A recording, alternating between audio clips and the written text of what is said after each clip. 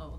Now we're live. Connection. Hi, Dr. Rob Kiltz and Maria Emmerich here to share everything keto. Everything keto. We're really excited to have Maria here, and we've got Maria Emmerich. What's the Keto Adapted? Keto Adapted is my Facebook, yep. Yep, and CNY Fertility Facebook, and we're going to share thoughts, ideas, and we're just really open to your comments.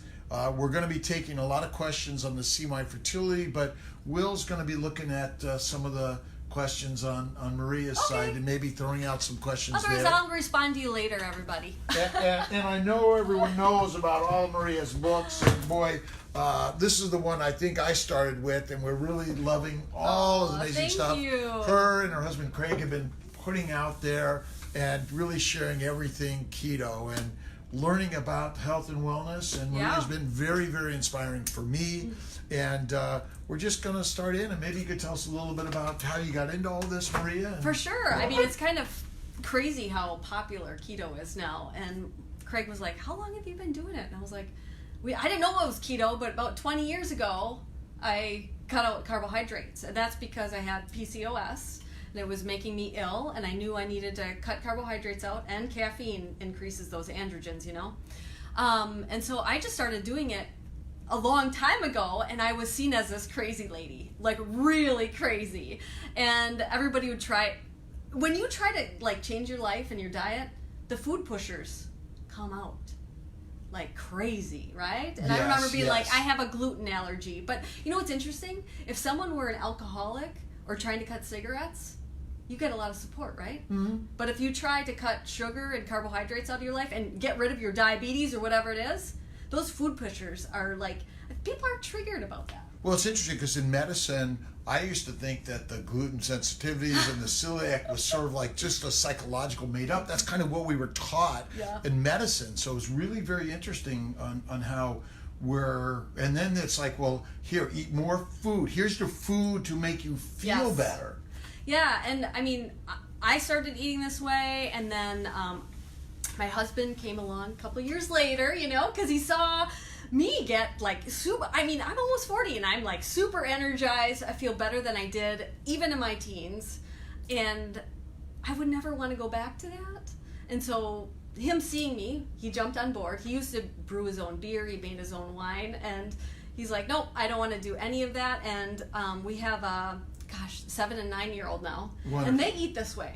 They joke that they're carnivores. It was so funny. I took them on a cruise ship that I was speaking on, and the waiter asked if he wanted a Caesar salad, and he goes, what do you think, I'm a vegetarian? That's so funny, huh?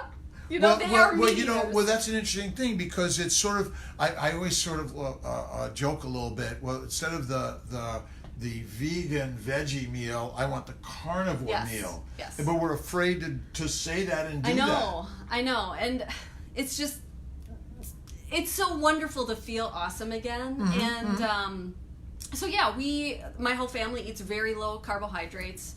I don't know, we live this lifestyle. We preach it, and we've never felt better.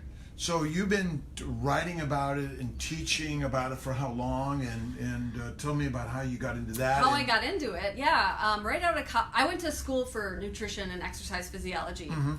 However, I fell in love at 17, and I got married at a very early age. I was like, I'm just going to be a mom, and life happened. It was like I was called to do something else, but I was ignoring it, and so I think that, you know, I was hit with a crash. My husband lost his job, and we lost just about everything.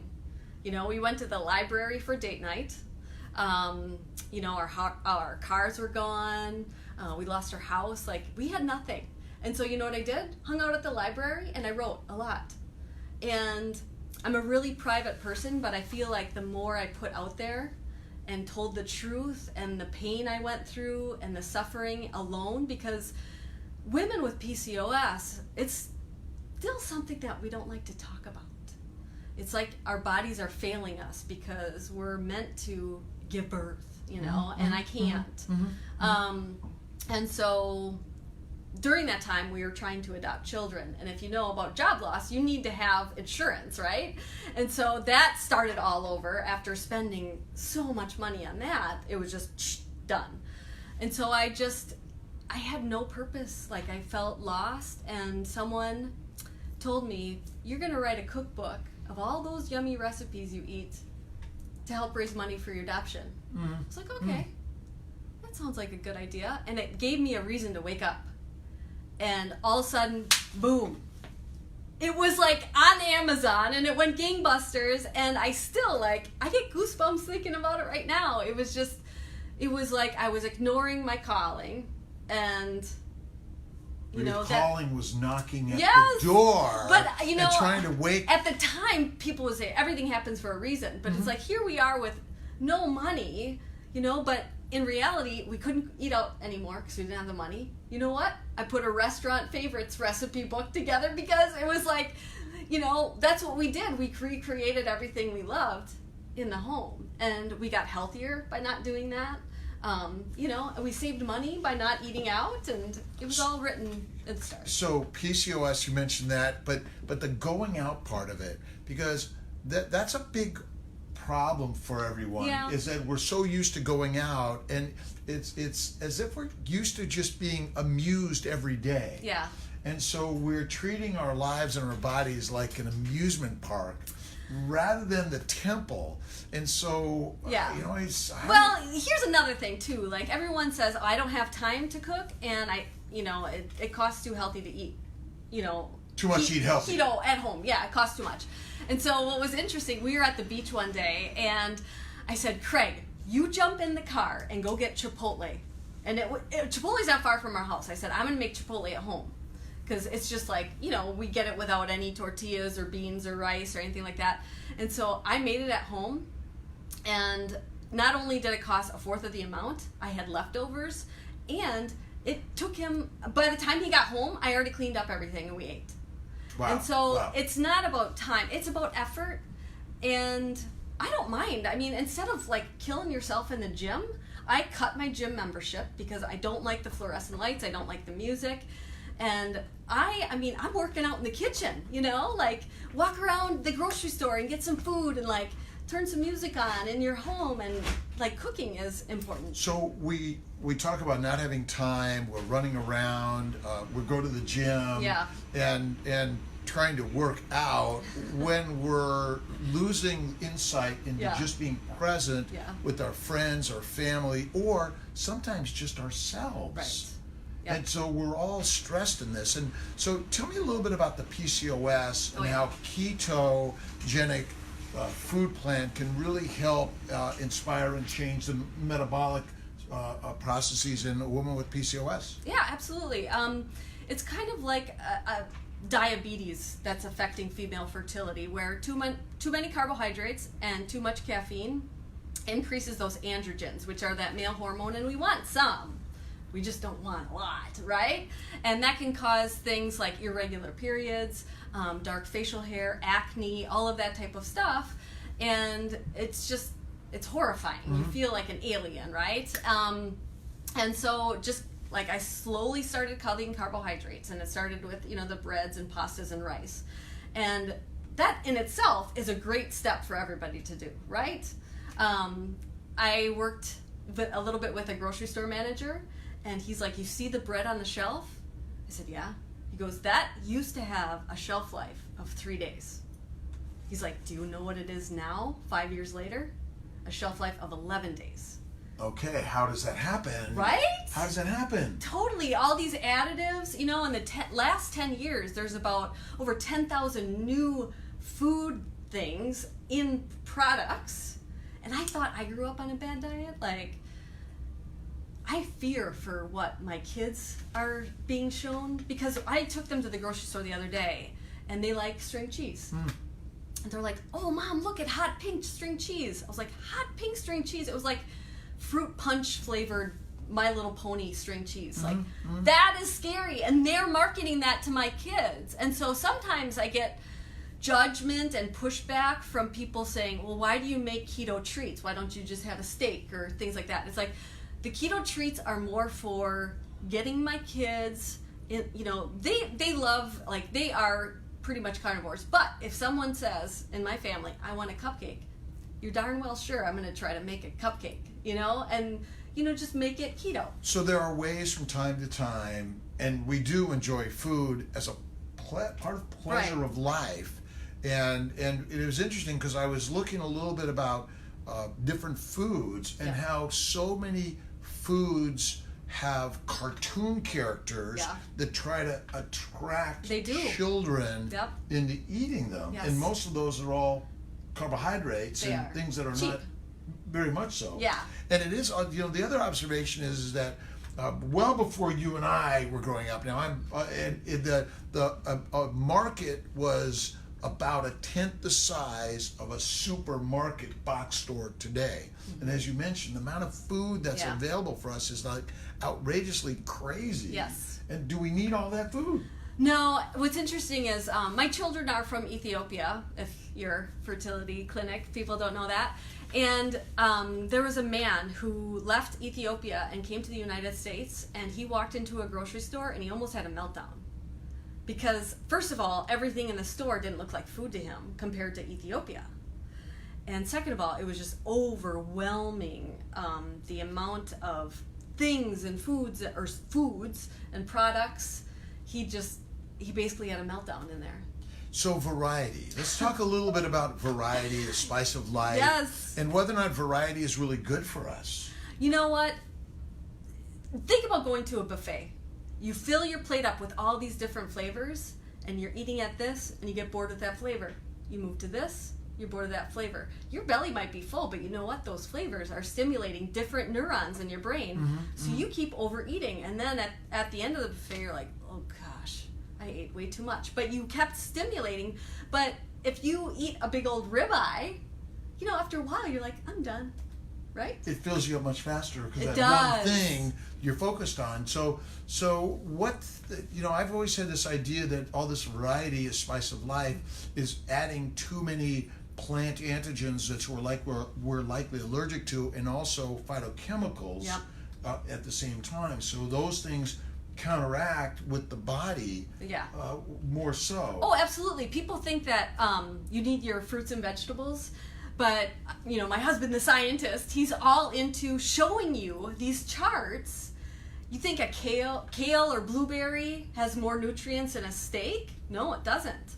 I mean, when you look at the charts, you cannot deny this. There's kale and blueberries, they have some nutrients and stuff. But the steak, the beef, and the organ meat, that has way more nutrients. So organ meat, is... If you want to be an awesome carnivore, you need to eat nose to tail. You need to, even our doggy, she gets ground up beef heart. Everyone's like, what do you feed your dog? I was like, we go to the butcher and he grinds up the beef heart for us and we have it in our freezer. We have 3 chest freezers. Well, it's very interesting. So our animals, our cats, dogs, and other domestic animals are highly damaged due to inflammation, due to this basically... a grain, fully grain diet, which is really dangerous for us. We were on a bike ride the other day and we saw a dead deer carcass. I know this is kind of weird. But my little boy said, oh, it's gone. The next day it was gone. I said, well, there's a wolf center where it's kind of like a wolf science center. And I said, the DNR will pick up those dead carcasses and feed that to the wolves. And I was like, that's what they're supposed to eat. They were not eating carrots and... all of these grains put in the dog food. So organ meats, because this is one that most people go to liver, they don't want to touch it, but isn't liver one of the most valuable sources of all minerals, vitamins, and all the other things our body needs? And this is where the food lover in me comes out. I do not want to eat liver and onions. I just don't. My mom likes it. I don't. And so you know what I do? I tell my husband to grind it up. And the butcher will do that for you too. But you grind it up. And I do about a 1-to-4 ratio when I make my chili. My keto chili. There's no beans, no rice. It's basically just a bunch of beef, right? So I'll add that to the chili. Or hamburgers. You just add some of that into your ground hamburger. You won't even know it's add there. The ground liver. Just into your ground beef. Okay. And it works really good in meatloafs, meatballs. Can you tell what we eat? Oh man, we eat a lot of beef. But what that sounds like a heart attack ready to happen. I mean, isn't that what everyone talks about? You're eating all this fatty meat and all this organ meat. Mm-hmm. It's high in fat. Isn't that going to cause heart disease? I like to tell people, so the whole idea of cholesterol, you believe that breast milk is the best thing for a mother to give her baby, right? Did you know that breast milk is primarily cholesterol? Did God have an agenda to hurt this baby? Good point. Or at what age are we supposed to stop having cholesterol? I mean, that breast milk is so filled with cholesterol because it's building the baby's gonads. It's building their hormones. And if you don't eat enough cholesterol, guess what? Your body's smart. Your liver's going to make it. And then you end up with a toxic liver. I mean, your liver's not invincible. And what's interesting is women with the highest cholesterol rates or levels live the longest. That Japanese lipid profile study. And low cholesterol levels are related to higher cancer risks. Yes. And so it is really very, very interesting. These and stories. Depression. I mean,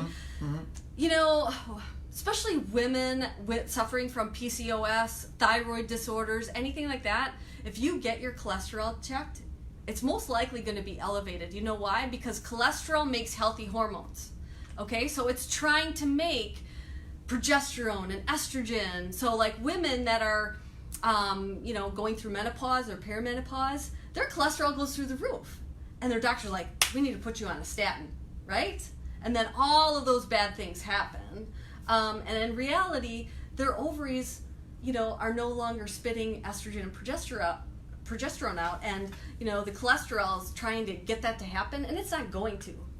But it's going to be elevated. So we're starving the hormone producing organs in our body, and we're causing so much inflammation.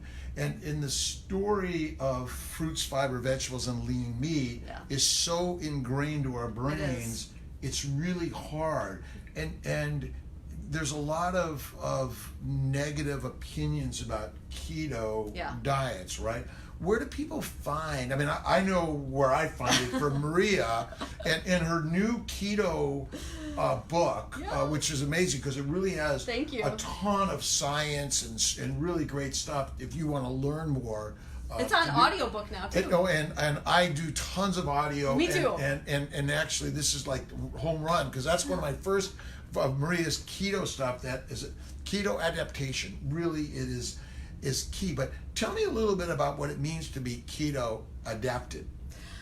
So right away when you start keto, you're going to reap some benefits. But there's carbohydrates retain water. So when you first eliminate those carbohydrates, along goes a lot of water loss, right? And with that water loss goes your electrolytes. You may have heavy legs walking upstairs. You may cry easier. You might be more moody. But guess what? That's the part of getting into ketosis, but you want to be smart about it. You need to make sure that you get enough salt. If you think about when you're eliminating breads and pastas and rice, and even like a McDonald's small milkshake has more salt in it than their French fry does. Wow. So we're eliminating a lot of this salt, okay? And when you are making your own food at home, we've been told to stay away from salt. And so we don't salt our food, so it tastes bland, and everybody goes back to the restaurant because they're not happy with their food. They don't think it tastes good. So adding in enough salt will help you bring back those electrolytes and the hydration. Too oftentimes we're way dehydrated. That's why people lose like 5-10 pounds in the beginning. I worked with a woman who was 500 pounds, and she would fluctuate 20 pounds a day, depending if she followed me and listened to what I told her, and then she'd fall off the wagon, and she said 20 pounds she'd fluctuate, But getting truly keto adapted, back to your question, it's a process. It's not going to happen in 1 week. Don't think, okay, I'm going to run a marathon next month and I'm going to start keto today, because you're not going to be truly fat adapted. And even after a year of eating strictly keto, you will still see benefits. What's going on is your mitochondria, that's the powerhouse part of your cells, that's where your energy comes from. That's where we oxidize fat, become much healthier, right? Our mitochondria is about 99% water, and you can influence that mitochondria in a lot of ways. And that brings me back. I have a chili pad at home. Do you know what that is? No. It's a chili pad that I lay on at nighttime. It's almost like this cooling pad. And so the act of cooling your body down helps make that mitochondria much more efficient. Everybody talks about taking hot showers and things like that. This is why I like swimming in Dr. Kiltz's lake, because it's ice cold. It's a glacier lake. So the cooling down. Yes. This is really Tell me more about the cooling down, because you're right. Everyone's exercising and heating up, and we get in saunas and hot tubs, and that's how important that is. But because I know you've been talking a lot more about cool therapy. I've been doing cold therapy for a really long time. I even have a bathtub outside, only cold water, ice. And what that does is, it shrinks. So like when you're making ice and stuff, like you're making that mitochondria much more efficient. They can talk better when it's cold, and when it's hot, and even if you just benefit from getting your hands cool and your feet cold and your face. That's why animals, they have fur on the other parts of their body, but they can cool themselves down with their pads. So our bodies are actually very good at heating us up, but it's not so good at cooling us down, because it has to work much harder.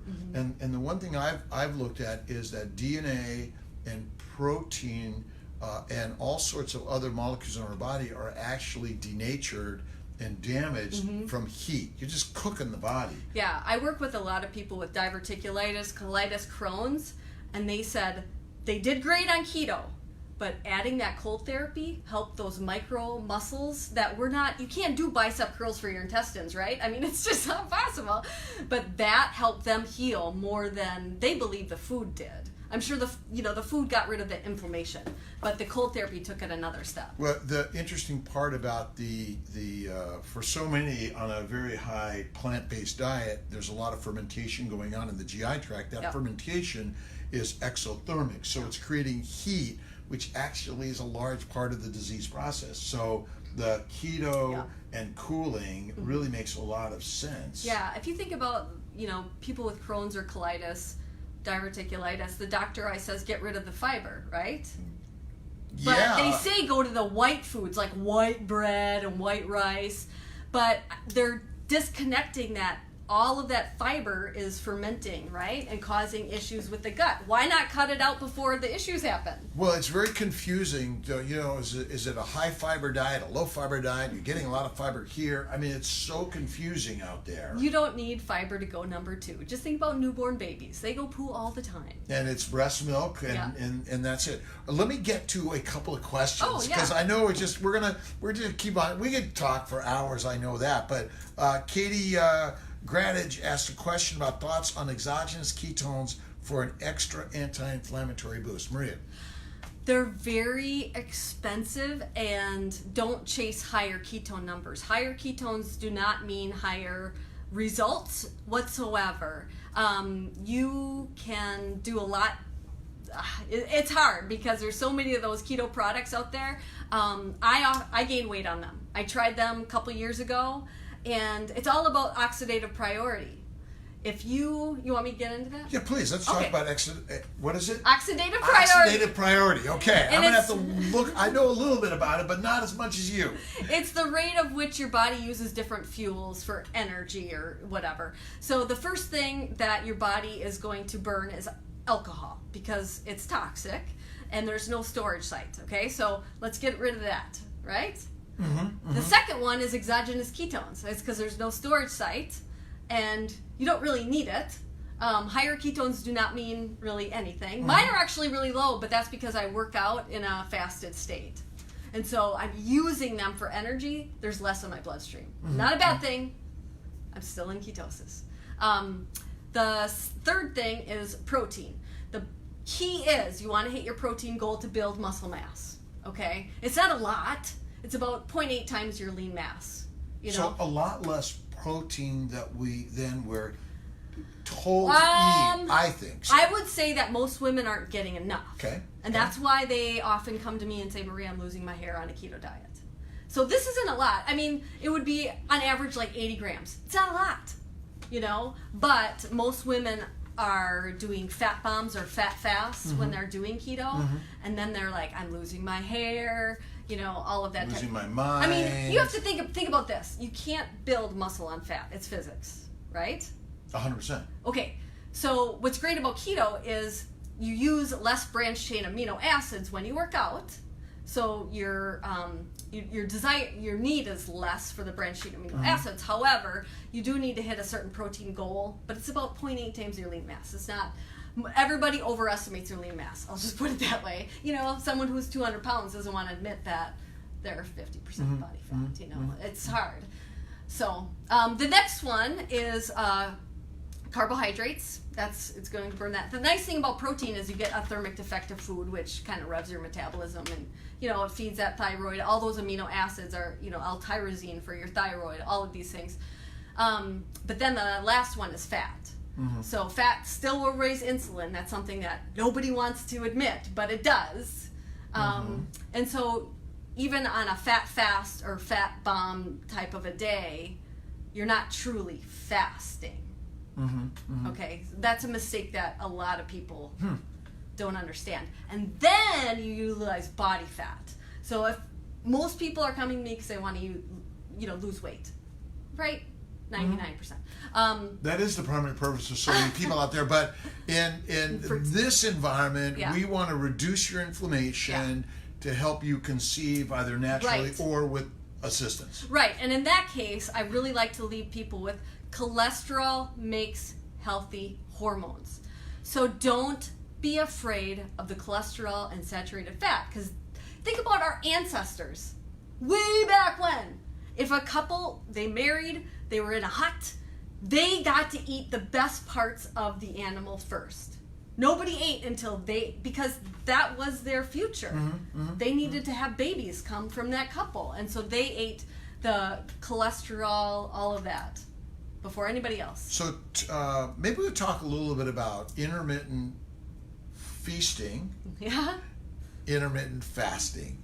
And I talk a lot about intermittent feasting because I believe this term intermittent fasting is actually just incorrect terminology, but maybe you can help us understand about fasting and where to put it in all this keto stuff. It's such a, for me, it was, in college I was taught you need to eat every 2 hours, otherwise you're going to, go into starvation mode and all of that. Now we have the education to know that when your body's processing food all the time, it can't heal other parts of your cells. And so this is just shortening that window to not eat all the time. The Onion, are you familiar with that? It's a kind of a satire newspaper, and they said Americans now eat one constant meal a day. We're just never stop. We're grazing animals. And what happens then is most of us have some sort of damage going on, and it just can't heal those cells because it's always focusing on digesting food, and that's what's going on. So intermittent fasting, it can be in a variety of different ways. If it's really hard for you to wrap your mind around, maybe just shorten that window a little bit. Don't think you need to wake up and eat right away in the morning. If you're not hungry, wait until you're hungry, and don't eat up right before bed, because you can manipulate your hormones a lot with the timing of when you eat. And with like human growth hormone and all of those, you can really manipulate those with your, not only what you're eating, but when you're eating them. And so just shortening that window so you're not eating right away when you wake up. Maybe it's a 8-hour window at first, and then you like Gandhi, not Gandhi, it was Buddha.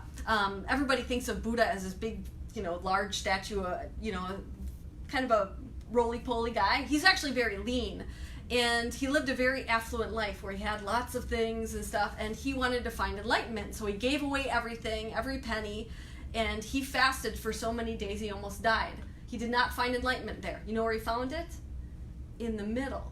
He shortened his eating, and he lived like a moderate life, but he did intermittent fasting. All of our greats did. They all did. Well, that's it. The foundation of a spiritual discussion in life is about fasting and going without and realizing that we need a lot less than we think we do. Yeah, I heard this amazing quote that we are most human when we are not eating. Yes, because when we usually eat, what do we do? Table quiet. Yeah. But we're putting our phones and other devices too much around us and all those things. And obviously we're glad you're focusing on this device today, but it really is, you sometimes have to put these things away and have more time for yourself, for your family, for your friends, and pay attention. And I think that's another important one. So tell me about the paying attention to the food and also honoring the food. Right. And if you're grazing all day, you never get that delicious flavor of food when you're really hungry, because it tastes so much better. But not just that, like really be present with your food. I tell people never, ever eat for a work meeting because it's stressful. And if you're eating in a stressful environment, your body's not processing that food like it should. And so if you're looking at Facebook, and to tell you the truth, like sometimes that stresses me out. I mean, that's work for me, right? And all of that type of stuff, that social media or TV or whatever it is, really focus on the food, enjoy every single bite, and then move on to the rest of your life. So when we're stressed, cortisol and epinephrine go up, and that actually distributes the blood flow away from the core and out to the periphery, and even it diminishes in the brain. So when we're watching TV, video, or listening to something that actually is distracting, it's not good for us. No. Obviously, we're mostly in a safer place to sit and eat and relax, and we should spend more time doing that. Although we use a lot of our meals as social, cultural gathering. So I worked with a psychologist that I asked, because of this whole intermittent fasting thing, I work with a lot of families, and they say, well, I feel like I should eat dinner with my kids because that's what they say, a family that eats together, stay together. I was corrected, which I'm glad. It's about spending quality time together. So you don't have to actually eat. Like you said, you're not talking when you're eating, but if you make meals together, if you go on a bike ride together, if you go for a walk together, do something that you actually enjoy together. And then if you are intermittent fasting and you're not eating dinner with your kids, don't feel guilty about that. Make sure that you find another time to be together. So, and the one beauty about your cookbooks is really it's art. Oh, and that's the beauty of it, and that's why I think food is part of our culture, social entertainment. Yes. But the act, we always got to be careful about making food just entertainment, because it really is sustenance and healing. But at the same time, that meal can be enjoyment for kids and family and partners and friends. And I mean, if you think about Christmas, Valentine's Day, birthdays, like they all stem around food, and so that's not a bad thing, but making it your life is, so you need to find that balance. I mean, a lot of people are like, your Instagram doesn't have enough food pictures or whatever. It's like, because I'm out there living life. I'm out there with the whales. I'm out there, like, I'm on my bike. I'm not, that stuff's way more entertaining than a picture of my food, right? So we're just getting back to Georgia, Daniel. Hi, everyone, by the way, and a shout out always, but had a question about how many months in keto diet help with natural fertility? Well, it depends on what the issue is, and you have to realize it wasn't an overnight process to have these damaged hormones, and so it's not going to be an overnight process to fix them. But if you are on it and don't do these high carb days or these cheat days, it will take a couple months. I mean, it'll take maybe a year.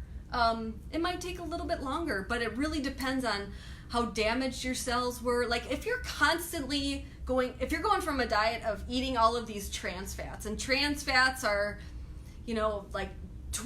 Twinkies, fake foods. Fats. Yeah, even peanut butter, fake fats. Jif peanut butter and all of that type of stuff. It forms a crust around your cells, and so your cells are no longer talking. They look like plastic because you were eating all this plastic.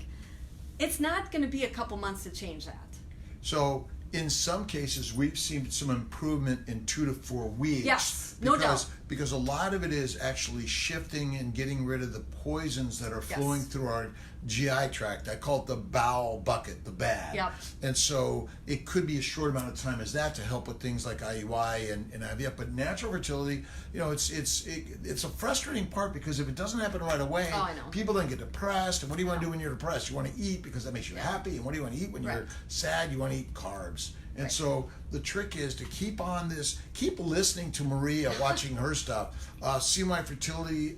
We have a Dr. K's Keto. So we're all working to be a village and join together to listen. I know we were talking about Anders Ehrenfeld, the diet doctor, and really there's so many resources out there that you need to listen, watch. I watched a lot of videos. I used to just watch Maria's stuff, and we get inspired by this stuff. But I would say too, like with the whole fertility thing, I'm a busybody. I like to ride my bike. I like to run. But I'm usually running in the woods, like sometimes barefoot. Like it's not a very, like I'm not running marathons or anything like that. But if fertility is your goal, that is not the time. Slow it down. Do some yoga. That's like it. Because, if you think about, like, if your body is expending all of this energy on that type of stuff, it kind of tells your ovaries, like, ooh, this is not a time to have a baby because she's maybe in a famine, maybe not eating enough calories or, something like that. So don't worry about weight loss at this point.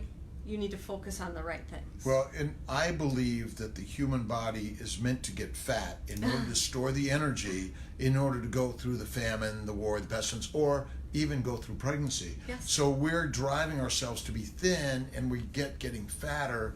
So by simply changing the approach and going into a ketogenic dietary plan, Maria's keto, you'll really find suddenly you just feel better, and there's no having to work to lose weight. No. You'll actually... I work out way less than I did before. I was running marathons and gaining weight. Like, it was just... That whole cortisol you talked about, whoa, that was through the roof, right? But I was going to say... I forgot. It'll come to us. Okay, so... William Boatwright, how are you guys doing? And Michelle, how much water do you suggest daily? What are your opinions on it? Well, I think we're given the advice to drink way too much water. You can go about 3 minutes without air, 3 days without water, and 3 weeks to 3 months without food. So I used to teach a survival class. And I'd say just drink when you're thirsty. But this forcing liters down your gullet, I believe, dilutes your digestion. Don't ever drink while you're eating. Yeah, it's not the time, and so it's amazing how most animals, they eventually will get to the water hole, but it's not like they're dragging their carcass to the water hole or eating, dipping it in the water at or the something. same time. So the idea, I believe that we are giving one is 3 to 5 meals a day is bad. And drinking liters of gallons of water is also not good. So sip and drink a little from time to time. You'll notice when you feel thirsty, you'll drink. Yeah, and you'll if you have migraines, headaches, that type of stuff, it's probably dehydration. But anyway, you'll notice it. Okay, Becky Goldich, are you okay if I'm making keto ice cream with erythritol? Or putting cheese on eggs? It depends on what your goals are. We do know that dairy is one of the most common allergens that can cause a lot of miscarriages and things like that. So if you are having miscarriages or you have a dairy issue, getting rid of all dairy, that's butter and ghee and all of that. If you're really desperate, you'll do it. Be a carnivore, right? The true carnivore diet is not filled with dairy. Kiltz is keto, bacon, eggs, butter, beef. That's mine. And it's called Baby, B-E-B-B. Oh, funny. And so all AKA the Lioness or the Lion King plan, it just it really narrows it. And I believe the narrowing and getting rid of the variety is the trick and the key. Because you can't have boyfriends or girlfriends on the side of a husband or wife. Deadly. We all know that. So it's really kind of interesting advice. Now, sugar substitutes. Mm-hmm. Do you have any recommendations or uses in your? It's okay. We're just sharing ideas. Yeah. Yes, you could do that. I will tell you that erythritol is going to make that ice cream harden like a rock. It's always best if it's fresh, though. Yeah. So if you make it you eat it, it's soft. But once you put it in the freezer, it's going to harden. You could get these little, like, put it in individual portions in, like, maybe a silicone cup or something like that, and then freeze it, and then you just have little portions, because most people overeat keto treats. Keto treats are, it's sort of, this is where I thought Atkins was really great. Weight loss was fantastic, always beat all the other diets. But once you lost the weight, they then began to say, here's a little bit of carbocaine to have back again. He would be rolling over in his grave because he would never recommend those Atkins bars. They're anything but low carb. They have as many carbohydrates as a Kit Kat bar, but it says only 3 net carbohydrates. You need to count total, people. Total. Net is making us a little negative cuckoo here, but it is cuckoo because a carb is a carb is a carb, and I think the fiber part of the carbs, they're going to be broken down by the bacteria and yeast and ferment. Yep. It's really bad. I work with a lot of type 1 diabetics, and they're monitoring all the time. They had a Quest bar, spike. They were following Quest bar, spike. Oh, you know what else? Yogurt, big spike. So Daniela McKenna, we're talking a lot about keto here, and not as much about fertility keto, but that's where the CMI Fertility Facebook Live talks a lot there. But basically, keto is for all diseases, and infertility or miscarriages is just another one of the labels of diseases: hypertension, diabetes, irritable bowel colitis. So in fact, fertility keto is the same as every other keto. Yeah. It's going to reduce the inflammation in the core, peripherally, everywhere, and it's going to improve. So really, Maria's keto is not specific to fertility because there isn't one specific to fertility, in my opinion. Right. But I will say, like, majority of people that I work with want to lose weight, and I, tell them to do this. However, I'm working with a female right now, and she wishes, she wants to lose weight, but she also wants to get pregnant. I was like, so that's going to happen later. The weight loss will happen later. Right now we're focusing on getting pregnant. And right at that moment, adding in more cholesterol and stuff to make those hormones is very important. Do not focus on a scale right now. Well, it's so we know that gastric bypass surgery, which I don't recommend, it's highly dangerous, helps women lose weight. And in many of those, it actually increases their fertility, and a lot of that has to do with because when you go on a low calorie diet, you'll have many of the same benefits and changes, but I don't think it gets to the core as much because it doesn't reduce the inflammation as much. Right. No, and they usually, they can't absorb certain nutrients like iron and B12, and so they're usually low in that. That's why they're often told to supplement with those types of things. And I work with so many people who went through gastric bypass, and they said they wish they would have found me instead. So do you know much about CBD oil? Have you been talking? We've been talking a lot about CBD oil and low dose naltrexone. Obviously we're here talking about the food plan and using. No, but I am very familiar with CBD oil. My husband, hi Craig, if you're watching. Hi Craig, how you doing? Dealing with a lot of chronic pain with Lyme. We tried CBD oil, and it didn't work. Some people are like, well, you need a good quality one, and we've tried very good quality ones multiple times, and it didn't work in his case. So the problem maybe is deeper or different than we even understand in some cases. He's been dealing with, his is so extreme, but if you're dealing with pain, anxiety, sleep issues, I think CBD oil is great for a lot of things. It depends on how deep you are into your illness to know if it's going to help. So I'm reading some of the questions. That's why I'm looking down here, by the way. Dairy. And I'm reading a book about dairy and milk recently. Yeah. Straggler, I can't remember the name, but it's really very, very, very interesting. And that actually being lactose intolerant is our normal. Yeah. Being able to drink milk. And so my bet is, for many people that seem to tolerate milk, they actually may not, and they just don't know it because it doesn't affect them with with outward symptoms as much. It's deep within. Yeah, inflammation can happen anywhere. It doesn't always happen in the gut. It can happen in the brain. You know, it can cause depression. Food allergies can happen in different areas of your body, not just right here. And if you think about an 8-ounce glass of skim milk, has more sugar than a Reese's peanut butter cup. Wow. But nobody wants to say, you know. But it makes us happy. I know, we get a white right? mustache and. Yeah, and it's not all about the whole calcium thing, building healthy bones. It's about getting calcium into the bones, and it's more of a 4-to-1 ratio, magnesium to calcium. And especially women dealing with PCOS, perimenopause, menopause, you need that progesterone for bone health. But also, if you look at the sheath of our bones, they're made up of saturated fat.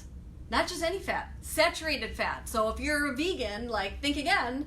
My great-grandma Cress, when she was 92, I've told this story, my keto-adapted people know this. When she was 92, she opened up the door. This was at a Christmas get-together. She thought it was a bathroom, but it was a door to the basement. She fell all the way down the steps onto a concrete floor. That woman didn't break one bone. But you know what? You open up a refrigerator, she has coffee cups filled with lard.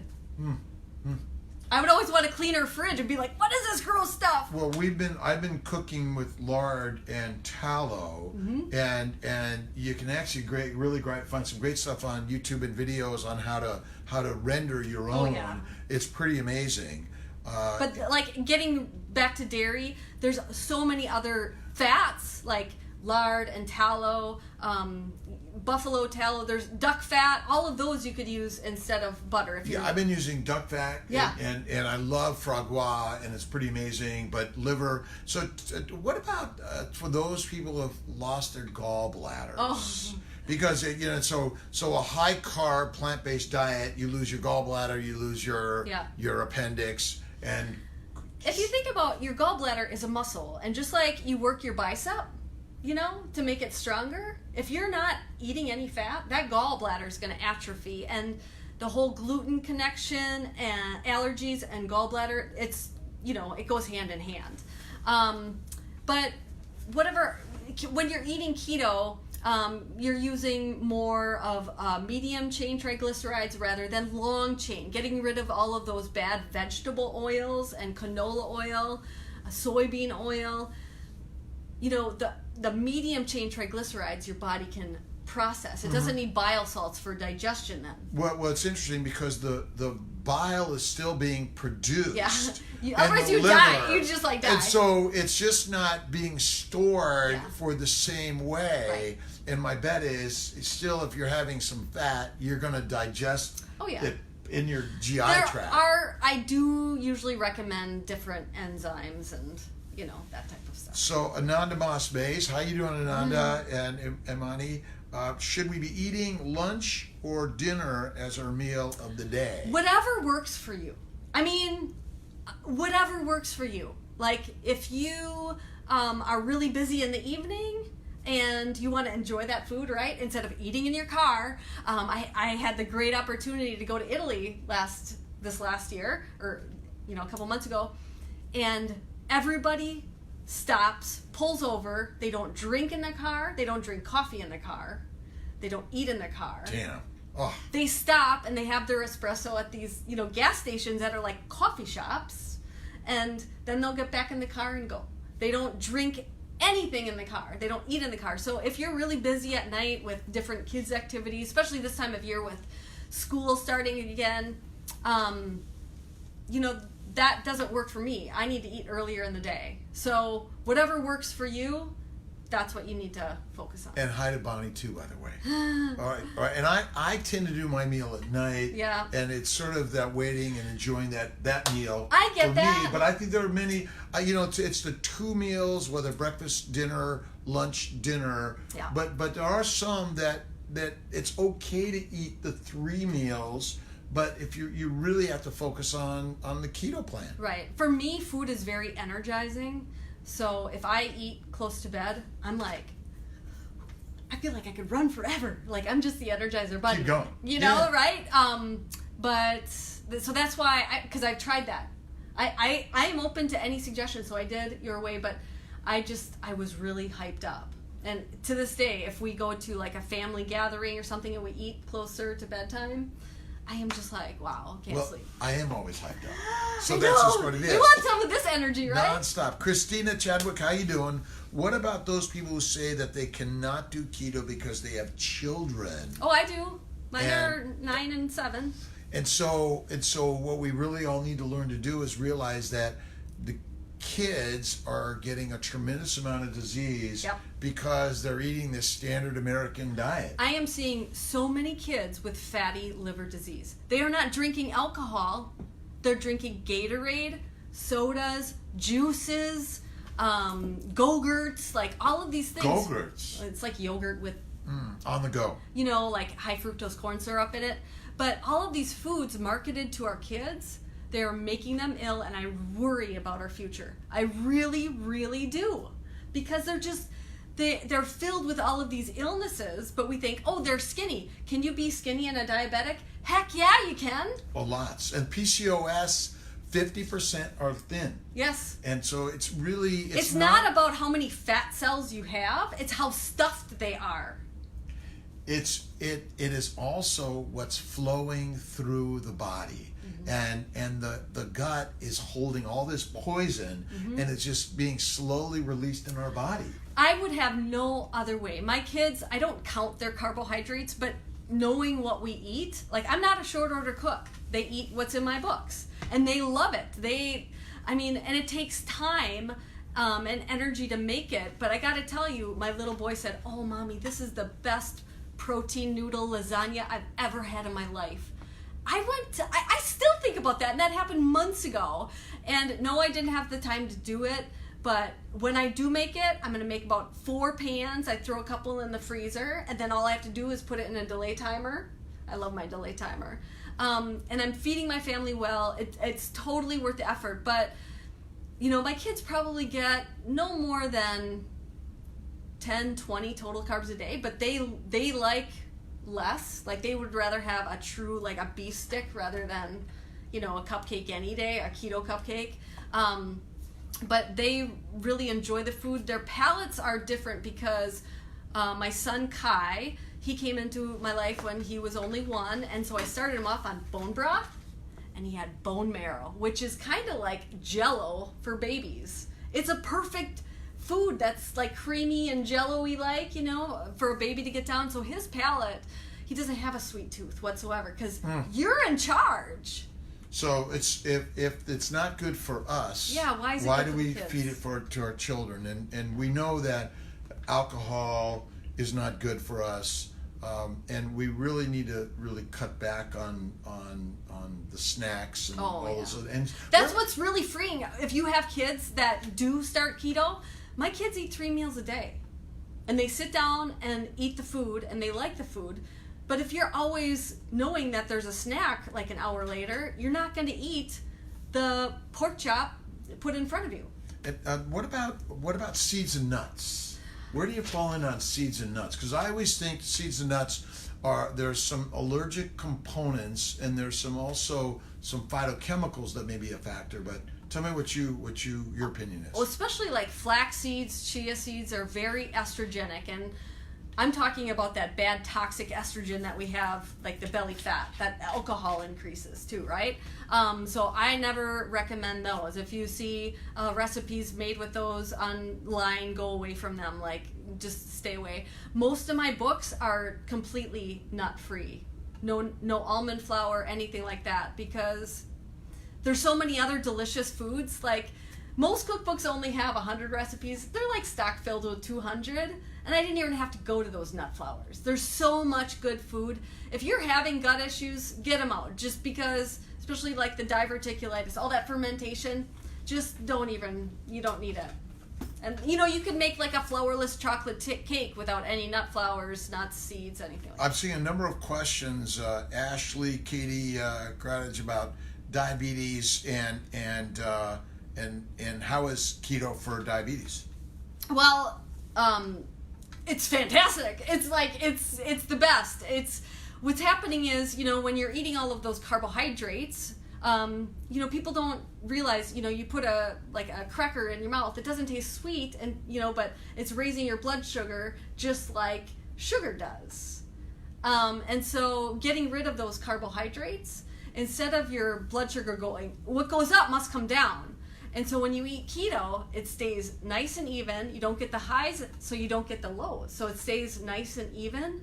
People they get off metformin, all their diabetes medication within a matter of weeks. So Christy Lewis brought up the point about her husband and having issues with low glucose, and I think really the issue is because the diabetics are on insulin and they're on other oral hypoglycemic agents, and so you actually have to eat a carb in order to prevent yourself from going hypoglycemic. Now, if you've been working with type 1 diabetics that eat, keto, you can eat enough protein to boost that up. Right. But so it's still about that. The challenge is for those people that are taking. They need, because the doctor is just going to give you more medicine to cover up the problem. And so one of the problems in this whole scenario about diabetics is that the real diabetic problem is mostly because since we feed you and recommend a high carbohydrate diet, of course you're going to need the insulin.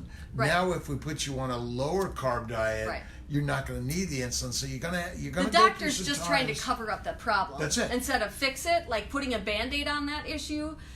Let's just fix it rather than take more medication. What's really scary is, with those blood sugar ups and downs, your A1C is going to go through the roof.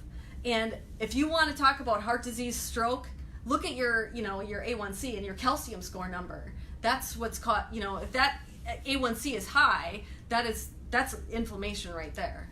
And so if you have a problem, you have inflammation. Yeah. And we all have it we have to have some inflammation in our bodies because that's how our body keeps us alive.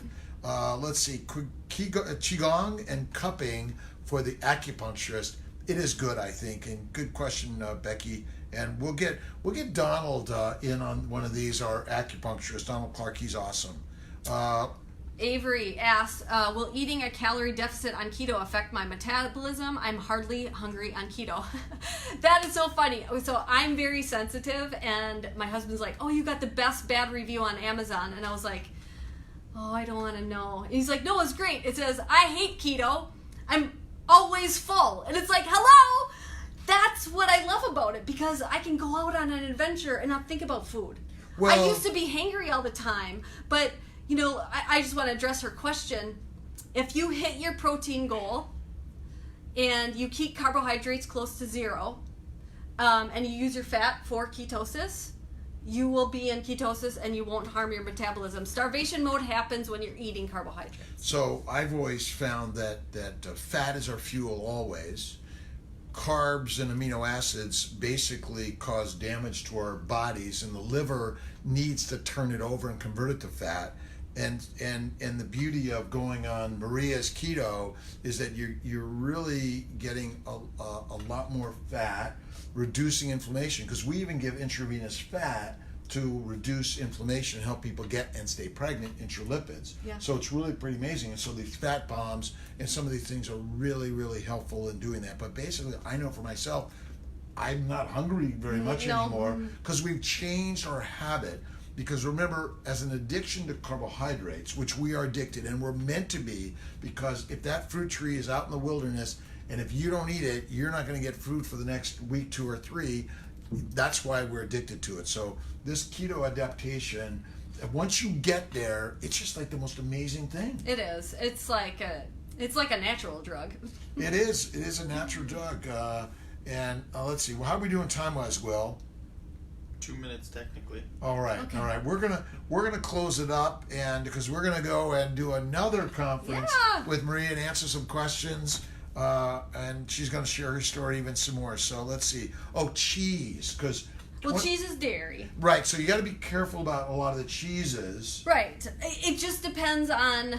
Some people can do cheeses and some people can't. I would say it's like 50-50. It is one of the more common allergens, and that's why I wrote 2 dairy-free books, because it was that important. But there's so many other delicious foods that you don't even miss it.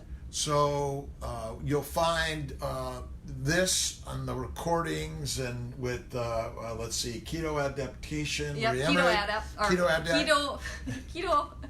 What is it? I don't even know. Well, and CMI Fertility. And we're going to have it on CMI Healing Arts and just more on your health and wellness. It's really a pleasure. Thanks for joining us, Maria. Thank you. God bless. Oh, this is awesome. Look forward to more of your great books and inspiration. Thank you.